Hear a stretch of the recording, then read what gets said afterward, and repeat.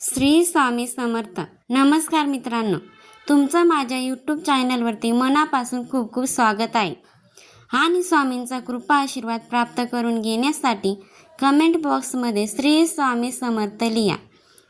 तुमच्या घरात पैसा टिकत नाही का? कारण तुमच्या घरात आहे हे 10 वास्तुदोष. एक दरवाजावर लावलेले कुलूप चुकून तुम्हाला कधी असं वाटलं आहे का की लाख मेहनत करूनही पैसा घरात टिकतच नाही?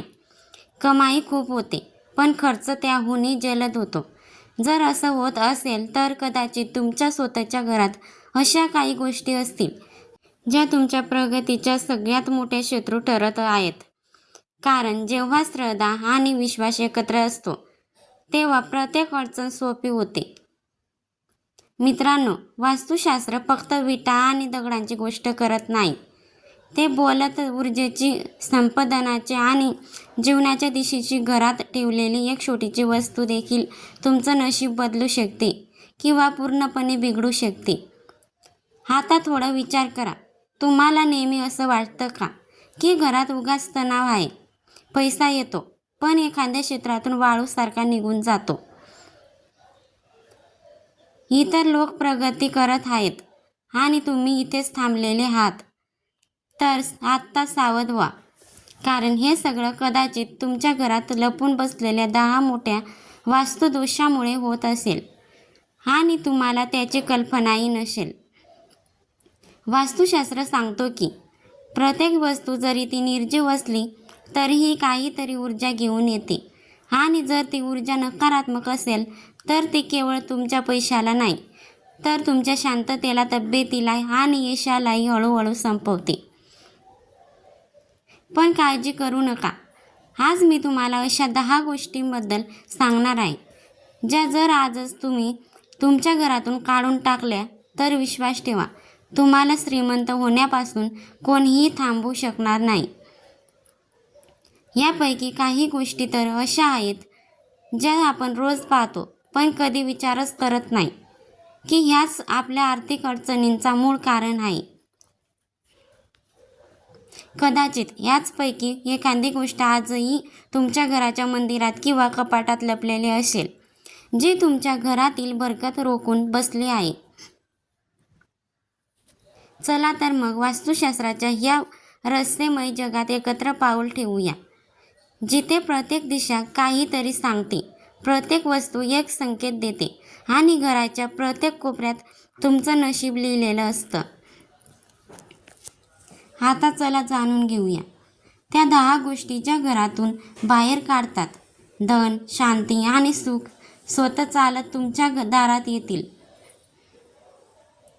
नंबर 1. मित्रांनो, आता आपण बोलणार आहोत अशा एका चुकीबद्दल जे लोक अनेकदा करतात आणि ज्याचा थेट परिणाम त्यांच्या नशिबावर, शांततेवर आणि समृद्धीवर होतो. ती चूक म्हणजे देवदेवतांच्या भग्नमूर्ती किंवा फाटलेल्या प्रतिमा घरात जपून ठेवणे. अनेक वेळा पूजेदरम्यान मूर्ती तडकते किंवा फोटोचे कोपरे फाटतात. आपली भावना त्यांच्याशी जोडलेली असते, त्यामुळे आपत्ती भेटणं पाप समजतो. पण तुम्हाला माहिती आहे का, वास्तुशास्त्रानुसार हे पाप नाही तर एक मोठा दोष आहे जो तुमच्या प्रगतीपुढे एक भयंकर अडथळा उभा करू शकतो. भग्नमूर्ती किंवा फाटलेल्या प्रतिमा घरात ठेवल्यामुळे एक हळूहळू पसरणारी पण तीव्र नकारात्मक ऊर्जा निर्माण होते. ही ऊर्जा केवळ तुमची धन अडवत नाही तर मानसिक तणाव, वादविवाद आणि घरातली अशांती देखील वाढवते. म्हणून माझी तुमच्याकडे प्रार्थना आहे, अशा पवित्र वस्तू जर भग्नमूर्ती किंवा जुने झाल्या असतील तर त्या एखाद्या पवित्र नदीत विसर्जित करा किंवा एखाद्या मंदिरात नेऊन त्यांची नम्रपणे विदाई करा. पण अशा वस्तू घरात अजिबात ठेवू नये. आणखी एक गोष्ट, आजकाल अनेक लोक अशा देवतांच्या चित्रांचा जरी ते केला म्हणूनच का नको असेल तरीही घरातील ऊर्जेवर तीव्र परिणाम होतो. कारण प्रत्येक चित्र एक भावना प्रकट करतात आणि विक्राळता किंवा रागदर्शक छायाचित्र घरातील सभ्यता आणि लक्ष्मीला दूर करतात. हे लक्षात ठेवा, जेव्हा देव घरात असतात जेव्हा त्यांचा स्थान, संख्या आणि स्वरूप सगळं वास्तूनुसार संतुलित असणे आवश्यक आहे. कारण पूजनीय गोष्टी जर अशुद्ध किंवा असंतुलित असतील तर कृपेच्या जागी विभक्ती येते. म्हणून आजच घरात पहा, कुठे फाटलेली प्रतिमा, भग्न मूर्ती किंवा विक्राळ चित्र ठेवलेलं आहे का? जर हो, तर हाच आहे तुमच्या आर्थिक नुकसानीचा पहिला टप्पा आणि हे हटवल्यानंतर तुम्ही चमत्कारिक फरक अनुभवाल. लक्षात ठेवा, शुद्धता फक्त मनाला नको, ती घराच्या भिंतीमध्ये आणि कोपऱ्यामध्येही असावी लागते. तेव्हाच लक्ष्मी मातेचा वास होतो. नंबर 2, वास्तुशास्त्र आपल्याला शिकवतो की आपलं घर किंवा ऑफिस हे फक्त विटा दगडांचे रचना नसून ते आपल्या ऊर्जा केंद्राचे प्रतिबिंब. मस्त तिथे एखाद्या गोष्टीचे चित्र लावतो तेव्हा त्यासोबत त्या गोष्टीची ऊर्जा आपल्यालाही जीवनात प्रवेश करते. साप, गाढव, घुबड, डुक्कर, वंद्या, मांदी, वटवाघूळ, गिधाड, कबूतर किंवा कावळा हे जरी निसर्गाचा भाग असले तरी त्यांची चित्र आपल्या संभोवताच नकारात्मक आणि हिंसक ऊर्जा निर्माण करू शकतात. अशा चित्रांमुळे आपल्या मनात आणि घराच्या वातावरणात अशांती आणि तणाव वाढतो. म्हणून तुमच्या घरात शांतता, प्रेम आणि सकारात्मक ऊर्जेने भरलेले ठेवण्यासाठी अशा चित्रांपासून दूर राहणं हाच शहाणेपणाचा मार्ग आहे. कोणाकडून रुमाल गिफ्ट म्हणून घेणे किंवा दुसऱ्यांचा वापर केलेला रुमाल वापरणे तुमच्यासाठी नुकसानदायक ठरू शकतं. वास्तुशास्त्र कोणाकडून फुकटात रुमाल घेण्यास मनाई केली आहे. असं केल्याने संबंधित व्यक्तीसोबत तुमचं भांडण होऊ शकतं आणि नात्यात कटुता निर्माण होऊ शकते. नंबर 3, जर तुम्हाला पर्स ठेवण्याची आवड असेल तर ते फक्त फॅशन किंवा गरज म्हणून नका ठेवू. ते तुमच्या ऊर्जा आणि सौभाग्याशी देखील जोडलेलं असतं. वास्तुशास्त्र असं सांगतं की पर्स किंवा तिजोरीत फक्त पैसेच नसतात, तर तिथे ऊर्जा प्रवाहित होते. म्हणून त्यामध्ये काही पवित्र आणि धार्मिक वस्तू ठेवणे आवश्यक असतं, जसं की चांदीचं नाणं, देवदेवतांच्या छोट्या प्रतिमा किंवा एखाद्या जीवनात सकारात्मकता आणि समृद्धीचे संचार करतात. लक्षात ठेवा, फाटलेली तिजोरी किंवा तुटलेला पर्स फक्त धन अडवत नाही, तर त्यात बरकतही राहत नाही. तसंच खिशात ठेवलेले फाटलेले किंवा जुने नोट्स देखील हळूहळू नकारात्मकता पसरवतात. तुमचा पर्स म्हणजे तुमच्या समृद्धीचे प्रतीक आहे. त्याला आदर द्या, स्वच्छ ठेवा आणि त्यामध्ये फक्त अशाच गोष्टी ठेवा ज्या तुमच्या जीवनात सुख, समाधान आणि भरभराट घेऊन येतील. नंबर 4, घर ही ती जागा असते जिथे आपण शांती, प्रेम आणि ऊर्जा शोधतो. पण विचार करा, जर त्याच घरात तुटलेल्या किंवा खराब गोष्टी असतील, जसं की फुटलेला आरसा, बंद पडलेली घड्याळ, तुटलेले पलंग किंवा चिरलेला दिवा, तर असं घर सुख आणि समृद्धीचे केंद्र बनू शकेल का? वास्तुशास्त्र याबाबत आपल्याला याचाच इशारा देतं. तुटलेली भांडी, खराब इलेक्ट्रॉनिक उपकरण, फाटलेले पोस्टर किंवा चित्र, जुना मोडकळीस आलेला फर्निचर, ही सगळी गोष्टी हळूहळू घरातील सकारात्मक ऊर्जा शोषून घेतात आणि मग त्या रिकाम्या जागेत नकारात्मक ऊर्जा प्रवेश करते, जी घराचं चांगलं वातावरण खराब करते आणि मनात बेचैनी, तणाव आणि मानसिक गोंधळ निर्माण करते. जर तुमच्या घरात कुठलीही वस्तू तुटलेली असेल तर ती त्वरित दुरुस्त करून घ्या किंवा मनापासून तिला अलविदा सांगा. कारण ह्या गोष्टी फक्त निरुपयोगी नसतात, त्या तुमच्या आनंदाच्या मार्गात अडथळा बनतात. तुमचं घर म्हणजे तुमचं मंदिर आहे. ते स्वच्छ, सुंदर आणि सकारात्मक ऊर्जा यांनी भरलेला असावं. तुटलेल्या गोष्टींची नातं तोडा आणि नवीन प्रकाशाला आपल्या जीवनात आमंत्रित करा. नंबर 5, पूजाघर ही एक अशी जागा आहे जिथे आत्मा शांतता अनुभवते, जिथे प्रत्येक सकाळची सुरुवात आरतीच्या मधुर ध्वनीने आणि दिव्याच्या प्रकाशाने होते. या पवित्र जागेत एक खास स्थान असतं, पूजा देवघर. पण तुम्हाला माहीत आहे कलश रिकामा ठेवणे ही फक्त एक साधी चूक नसून एक गंभीर वास्तुदोष ठरू शकतो. वास्तुशास्त्रात असं म्हटलं आहे की पूजा कलश हा फक्त एका धातूचा भांडे नाही, त्यामध्ये ब्रह्मा, विष्णू आणि महेश यांचे वाण मानलं जातं. जेव्हा हा कलश रिकामा असतो तेव्हा असं समजलं जातं की आपण त्या दिव्यशक्तींना आमंत्रण देतो. दिव्यशक्ती त्यांना सन्मान दिला नाही. कलश हा व्यक्तीच्या जीवनाशी जोडलेला असतो. त्यात भरलेले पाणी केवळ वातावरण शुद्ध करत नाही, तर ऊर्जेचा प्रवाहही संतुलित ठेवतो. म्हणून तो कधीही रिकामा ठेवू नका. गंगाजल भरून ठेवा, जेणेकरून तुमच्या घरात कायम सुख, शांती आणि समृद्धी राहील. जेव्हा पूजेचा कलश भरलेला असतो तेव्हा तो फक्त तुमच्या घराची शोभा वाढवत नाही, तर तुमच्या आयुष्यातील प्रत्येक कोपऱ्यात प्रगतीचे आणि यशाचे नवीन दरवाजे उघडतो. म्हणून श्रद्धा आणि भक्तीने भरलेल्या आपल्या पूजा घराला पूर्ण करा. आणि कलश रिकामा नाही, तर दिव्यता आणि सकारात्मकतेने परिपूर्ण ठेवा. नंबर 6. सजावटीच्या वस्तू किंवा कलाकृती. काही लोक घराला कलात्मक रूप देण्यासाठी नकली किंवा काटेरी झाड लावतात. वास्तुशास्त्रानुसार घरात लावू नये. यामुळे कौटुंबिक नात्यामध्येही काट्यासारखी टोचणारी भावना निर्माण होऊ लागते, ज्यामुळे घरातील सर्व सदस्यांचा मते भ्रष्ट होऊ शकतो. अनेक लोक जुनी किंवा निरुपयोगी वस्तूंनी आपलं घर सजवतात, पण असं करणं योग्य मानलं जात नाही. अशा वस्तू घरात नकारात्मक ऊर्जा वाढवतात. वास्तुशास्त्रानुसार जेव्हा घरात नकारात्मक ऊर्जा वाढते तेव्हा त्यांच्यासोबतच आरोग्याची संबंधित समस्या देखील उद्भवू शकतात. जर कलाकृतीच्या नावाखाली अशा काही वस्तू किंवा पेंटिंग असतील ज्यामध्ये सुकलेली जांजरूपण, मानव विविधता, शहर विघटित घरं याचा समावेश असेल तर जरी त्या कलात्मक मानल्या गेल्या तरी वास्तुशास्त्रानुसार या सर्व गोष्टी नकारात्मक ऊर्जा निर्माण करतात. नंबर 7. मित्रांनो, आपलं घर फक्त विटा आणि सिमेंटचं नसतात. ते आपल्या भावना, ऊर्जा आणि प्रेमाचं केंद्र असतं. पण अनेकदा आपण अनावधानाने स्वतःच्या घरात नकारात्मकता पसरवतो आणि त्यामागे काही अशा वस्तू असतात ज्या आपण अस्वस्थपणे दुर्लक्ष करतो. कधी लक्षात आलं असेल की औषध घरात इथंच पडलेले असतात. ही सगळी गोष्टी दिसतात, पण यात असलेले रसायने घराच्या हवेत विष पसरू शकतात. तर कुठे शॅम्पू, तेल, कीटकनाशक किंवा मच्छर मारण्याचे औषध पाटावर ठेवलेले असतात. ही सगळी साधी गोष्टी दिसतात, पण ह्यात असलेले रसायन घराच्या हवेत विष पसरू शकतात. याचा परिणाम आपल्यालाच, लोकांच्या आरोग्यावर, मानसिक शांततेवर आणि जीवनातल्या सकारात्मकतेवर होतो.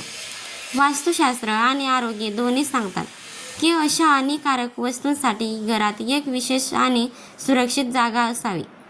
तुम्ही लागून किंवा लोखंडाचा एक मजबूत बॉक्स बनवा ज्यात त्या सगळ्या वस्तू व्यवस्थित ठेवता येतील. ही जागा स्वयंपाकघर, मुलांची खोली आणि बेडरूमपासून दूर असावी, जेणेकरून नकारात्मक प्रभावापासून घराची पवित्रता टिकून राहील. घर ही ती जागा आहे जिथे जीवन फुलतो. ते सुरक्षित, पवित्र आणि शुद्ध ठेवणं हे आपलं कर्तव्य आहे. थोडीशी काळजी घेतली तर तुमचं घर पुन्हा एक मंदिर बनू शकतं. वास्तुदोष दूर करण्यासाठी कापूर ठेवा. जर घरात एखाद्या ठिकाणी वास्तुदोष निर्माण होत असेल तर तिथे कापराच्या 2 वड्या ठेवा. जेव्हा त्या कापूर वड्या विरघळून संपून जातील तेव्हा दुसऱ्या 2 कापूर वड्या ठेवा. अशा प्रकारे कापूर वड्यांची अदलाबदल करत राहिल्यास वास्तुदोष निर्माण होणार नाही. नंबर 8. कोळ्याचं जाळं. मित्रांनो, घरात कोळ्याचे जाळं दिसताच ते त्वरित काढून टाका. या जाळ्यामुळे तुमचे चांगले दिवस वाईट दिवसात बदलू शकतात. जरा बारकाईने पाहिलं तर लक्षात येईल की कोळ्यांचे जाळे घराच्या कोपऱ्यात राहिलेलं असतं आणि ते काढणं गरजेचं असतं. काही लोक जाळं काढण्यास घाबरतात कारण त्यांना असं वाटतं की यामुळे कोणाचं तरी घर मोडते. पण हे जाळं काढणं आवश्यक आहे, कारण कोळी हे जाळं राहण्यासाठी नाही तर शिकार अडकवण्यासाठी बनवतो. म्हणून हे जाळं असणं अनुचित मानलं जातं. मॅचेस ही अग्नीचं प्रतीक आहे. अशा परिस्थितीत कोणाकडून मॅचेस घेणं म्हणजे घरात अशांती पसरवणं. फक्त मॅचेस घेतल्याने घरातील सदस्यांच्या मनात राग निर्माण होतो आणि अशांतीचे वातावरण निर्माण होतं. नंबर 9. दगड रत्ने. मित्रांनो, कधी तुम्ही लक्ष दिलं आहे का?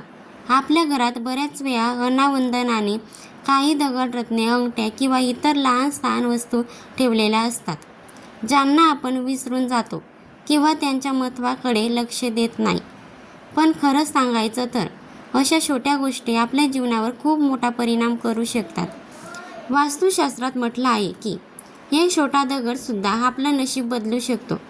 तो कधी तुमच्यासाठी शुभ असतो तर कधी अपेक्षाचं कारण सुद्धा ठरू शकतो. जेव्हा हे अनावश्यक आणि अनावधानाने ठेवले गेलेले दगड किंवा वस्तू घरात पडून राहतात, तेव्हा त्यांची ऊर्जा हळूहळू तुमच्या घराच्या वातावरणात बदल घडू लागते. ते नकारात्मकतेचे प्रसारण करू शकतात आणि तुमच्या मनात, कुटुंबात तणाव, गोंधळ आणि अडचणी निर्माण करू शकतात. म्हणून तुमच्या घरातली नकारात्मक ऊर्जा टिकवून ठेवण्यासाठी हे आवश्यक आहे की तुम्ही अशा अनावश्यक आणि अनाहूतपणे ठेवलेल्या दगडांना किंवा रत्नांना समजूतदारपणे घरातून बाहेर काढून टाका. हा एक पाऊल तुमचं घर नवीन ऊर्जा, आनंद आणि यशाने भरून टाकेल. लक्षात ठेवा, आपलं घर म्हणजे आपल्या आत्म्याचा प्रतिबिंब आहे. ते स्वच्छ, सकारात्मक आणि सुखद बनवणे आपली सगळ्यांची जबाबदारी आहे. नंबर 10. सोफा, खुर्ची आणि टेबल. मित्रांनो, जर तुमच्या घरात कुठेही तुटलेली खुर्ची किंवा टेबल ठेवलेले असेल तर ती त्वरित घरातून काढून टाका किंवा त्याची दुरुस्ती करून घ्या. अशा गोष्टी तुमच्या पैशाला आणि प्रगतीला अडथळा आणतात. सोफा, खुर्ची किंवा टेबल कसे असावेत यालाही वास्तुशास्त्रात महत्त्व आहे. हे देखणे आणि स्वच्छ असले पाहिजे, पण ती कधी त्यांची रचना किंवा आकारसुद्धा घरात नकारात्मक ऊर्जा निर्माण करू शकते. म्हणून अशा वस्तू खरेदी करताना कोणत्याही वास्तुशास्त्र जाणकारांचा सल्ला घेणे अधिक योग्य ठरेल. जर घराचे मुख्य दार दक्षिण दिशेला असेल तर वास्तुदोष लागू शकतो. जर तुमचं घर दक्षिणमुखी असेल तर खालील उपाय करा. नंबर 1. घराच्या समोरच्या दरवाजापासून दुप्पट अंतरावर लिंबाचे झाड लावा. नंबर 2. घराच्या मुख्य दरवाजावर पंचमुखी हनुमानजीचा फोटो लावा. नंबर 3. आरसा दर्पण लावणं देखील फायदेशीर ठरू शकतं. नंबर 4. मुख्य दरवाजाच्या वर पंचधातूचा पिरॅमिड लावल्यानेही वास्तुदोष नष्ट होतो. नंबर 5. गणपती बाप्पाची 2 दगडी मूर्ती बनवा ज्याचे पाठ एकमेकांना जोडलेले असेल. या जोडलेल्या गणेश मूर्तीला घराच्या मुख्य दरवाजाच्या चौकटीच्या अगदी मध्यभागी बसवा, जेणेकरून एक गणपती घराच्या आत पाहत असेल आणि एक बाहेर पाहणारा गणपती असावा. जेव्हा घरात वास्तुदोष पसरतो तेव्हा फक्त भिंती किंवा फर्निचर बदलणं पुरेसं नसतं, त्या घरातील ऊर्जा शुद्ध करणे देखील तितकंच महत्त्वाचं असतं. वास्तुदोष पूर्णपणे दूर करण्यासाठी वेळोवेळी सुंदरकांड किंवा रामचरितमानस यांचे पठण केले पाहिजे. या पवित्र मंत्राची ध्वनी घराच्या प्रत्येक कोपऱ्यात पसरते आणि नकारात्मक ऊर्जा दूर करून सकारात्मकतेचा संचार करते. जेव्हा रामनामाचा प्रभाव घरात असतो तेव्हा प्रत्येक अडचण आणि अडथळा आपोआप दूर होऊ लागतो. हे फक्त एक धार्मिक संस्कार नाही, तर तुमच्या घराच्या आत्म्याला शुद्धता आणि शांततेने भरून टाकणार एक आशीर्वाद आहे. आता बोलूया अशा काही वस्तूविषयी ज्या वास्तुशास्त्रात अत्यंत संवेदनशील मानल्या जातात आणि ज्या मोफत घेतल्याने तुमच्या आयुष्यात मोठ्या अडचणी येऊ शकतात. नंबर 1. तेल. शनिदेवाची कृपा मिळवण्यासाठी तेल अर्पण करणे शुभ मानलं जातं. पण जेव्हा तुम्ही कोणाकडून न विचारल्याशिवाय मोफत तेल घेता तेव्हा ते तुमच्यासाठी आर्थिक अडचणी आणि त्रासांचे दार उघडू शकतं. म्हणून तेल घेताना काळजी घेणे आवश्यक आहे. नंबर 2. काळे तीळ. हे छोटेसे काळे तीळ राहू, केतू आणि शनीशी संबंधित असतात. चुकूनसुद्धा हे मोफत घेणे किंवा दान म्हणून स्वीकारणं तुमच्या नशिबात मोठ्या अडचणी आणू शकतात. शनीची कठोरता आणि राहू केतूच्या क्लिप्ट तुम्हाला सामना करावा लागू शकतो. नंबर 3. सुई किंवा नाजूक वस्तू. ही वस्तू तुमच्या नात्याच्या नाजूकतेशी संबंधित असते. कोणाकडून मोफत सुई घेणं तुमच्या वैवाहिक आयुष्यात दुरावा आणि मतभेदाचं कारण ठरू शकतात. म्हणून नाती टिकवण्यासाठी काळजी घेणे खूप गरजेचे आहे. नंबर 4. लोहा. ही एक कठीण धातू असून शनिदेवाचे प्रतीक मानले जाते. कोणाच्याही परवानगीशिवाय लोहा घेणे म्हणजे तुमच्या घरात गरिबी आणि दारिद्र्यपणाला आमंत्रण देणं होय. म्हणूनच लोहा नेहमी सन्मान आणि समजूतदारीनेच घ्यावा. नंबर 5. मीठ. जेव्हा अचानक घरात मीठ संपतं तेव्हा शेजाऱ्यांकडून मोफत घेणं सोपं वाटतं, पण वास्तुशास्त्रानुसार मिठाचे संबंधही शनिदेवाचे आहे. मोफत मीठ घेतल्याने फक्त आर्थिक अडचणी वाढतात असं नाही, तर आरोग्यविषयक समस्या देखील उद्भवू शकतात आणि कर्जाच्या ओझ्याखाली धडपड निर्माण होऊ शकते. मित्रांनो, ह्या गोष्टी केवळ रिवाज किंवा जुन्या परंपरा नाही, या तुमचे जीवन आणि चांगलं बनवण्यासाठी आणि सुख शांती टिकवून ठेवण्याचे वास्तुशास्त्राचे नियम आहेत. व्हिडिओमधील माहिती आवडली असेल तर व्हिडिओला एक लाईक नक्की करा आणि तुमच्या मित्रपरिवारासोबत नक्की शेअर करा. आणि चॅनलवरती नवीन असाल तर चॅनलला सबस्क्राईब करा आणि असेच नवनवीन माहितीपूर्ण व्हिडिओ बघण्यासाठी बेल आयकॉन नक्की दाबा. श्री स्वामी समर्थ. जय जय स्वामी समर्थ. धन्यवाद.